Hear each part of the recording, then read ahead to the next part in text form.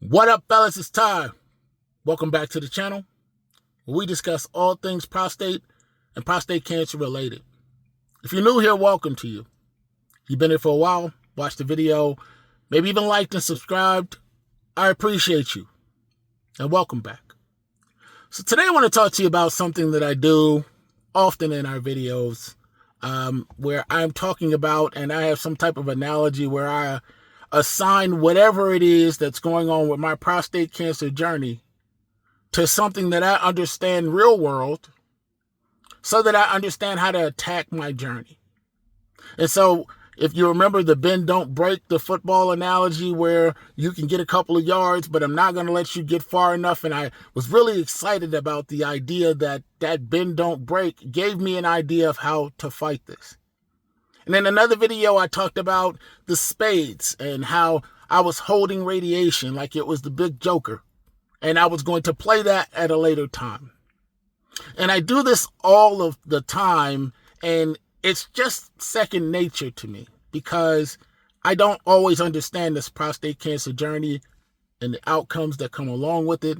But I do understand those types of things that happen to me in the real world that I do well. And so I'm able to assign them to at least give me a fighting chance or an idea of how to fight, right? So you got to bring the right weapon to the fight, because it may be mental, it may be physical, whatever it is. So you got to bring the right weapon. So recently, one of my friends reached out to me. He'd been recently diagnosed with prostate cancer, and he was going through it. And he reached out to me and he said, hey, Ty, how do you deal with the emotions of finding out that you have prostate cancer? And I kind of thought about that whole emotion of finding out that you have prostate cancer, and then the emotions that go into finally deciding to have the surgery or having radiation, and finding out what the treatments, the not just the treatments, but what the outcomes are from that, and having to deal with them, the immediate ones. And I thought about it and I said, wow, that's a lot, right? So then I said, well, when I started talking to him about it, he just wasn't getting it. He just wasn't getting it. He couldn't reconcile what was going on with him. And so he asked, why me? And in the conversation, as I was talking to him, I felt honored that this man would call me on the phone and have this conversation with me. The idea that we as men could be emotionally intelligent enough to feel comfortable to have this conversation with another man. And not only that, I don't know if these videos weren't up, whether or not this would be the case. So it's a blessing just to be able to be in a position to even have this discussion with him and with all of you. And so as we continue to discuss this, and I kind of try to give him some of the tips that I would do, he wasn't getting it. I just don't understand, he said. And then I remembered something that he did well. Something that gave him the opportunity for success, and then for setbacks, and then also to come back from that setback to have success. So we had started to chop it up with that. I said, hey, it's almost like when you do X, Y, and Z. And he said, And I said, you got to do this and this and this. And then he started to make his own examples. And then as we continued to go and he made his own examples, he says, I got it. What a feeling, man. What a feeling.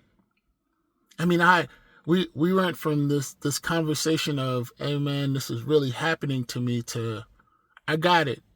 I know how I'm going to fight it.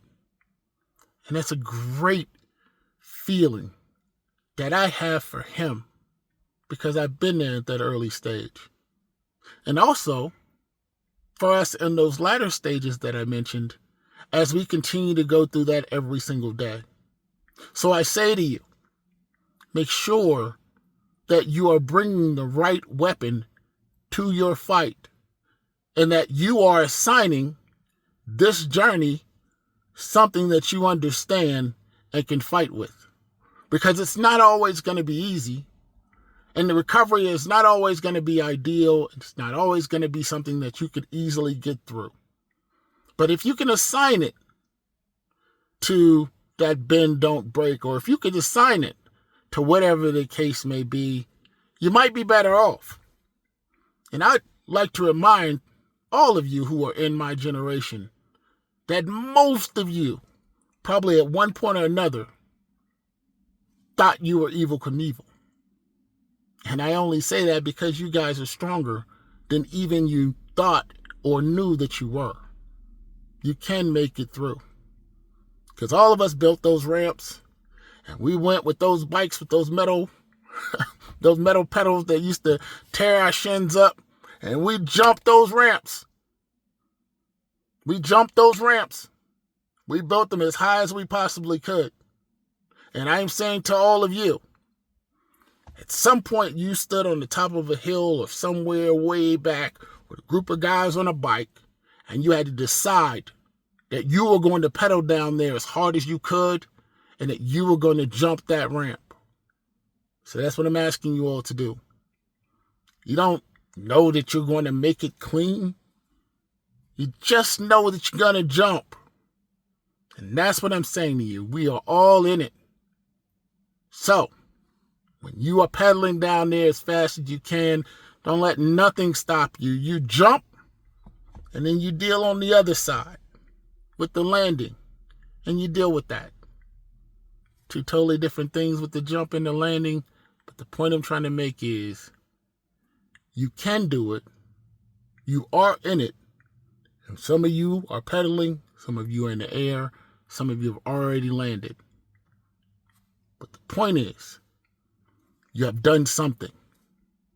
So make sure you assign it to something that you understand and keep moving forward. I hope this message finds you well. Peace and blessings, fellas.